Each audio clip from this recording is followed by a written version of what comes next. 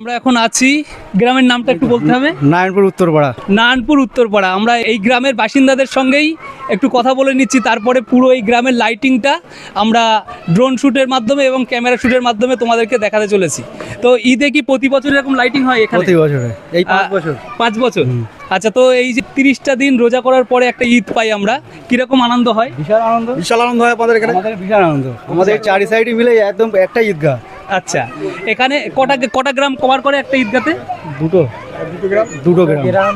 এখান থেকে শুনলাম যে এনাদের ঈদগাহটা দুটো গ্রামকে কভার করে প্রায় 10,000 লোক একসঙ্গে নামাজ পড়তে মানে থাকে ঈদের দিন। যাই হোক, বেশি বাড়াবো না, আমরা এখন লাইটিংয়ের দিকে ফোকাস করব, ড্রোন শ্যুট এবং ক্যামেরা শ্যুট। তো বন্ধুরা, আমরা আছি নারায়ণপুর উত্তরপাড়া।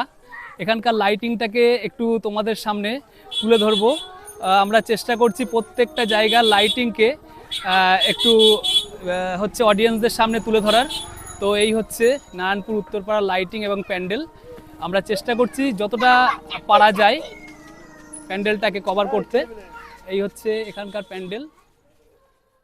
এটা হচ্ছে নারায়ণপুর উত্তরপাড়া ঢোকার একদম মুখের গেট। আমরা নারায়ণপুর উত্তরপাড়ায় ঢোকার পর বাচ্চা কাচ্চা মিলে অনেক আনন্দ করছিল। আমরা সেই ফুটেজটা ড্রোনের মাধ্যমে শ্যুট করেছি এবং ওনারা একটু রিকোয়েস্ট করলেন যে সামনে মসজিদ আছে, মসজিদটা একটুখানি যদি ড্রোনে কভার করা যায়। তাই আমরা চেষ্টা করলাম মসজিদটাকেও পুরোপুরি ড্রোনে কভার করার জন্য। বন্ধুরা, আমাদের ভিডিওগুলো যদি তোমাদের ভালো লেগে থাকে অবশ্যই একটা লাইক, কমেন্ট, শেয়ার করো এবং একটা ফলো করে আমাদের পরিবারের একটা সুন্দর মিষ্টি ফলোয়ার্স বা বন্ধু হয়ে যাও। তো আবার দেখা হচ্ছে আগামী কোনো একটা সুন্দর ব্লগের মাধ্যমে। ততক্ষণ সবাই ভালো থাকবে, সুস্থ থাকবে এবং একটি ফলো করে আমাদের পরিবারের একজন সদস্য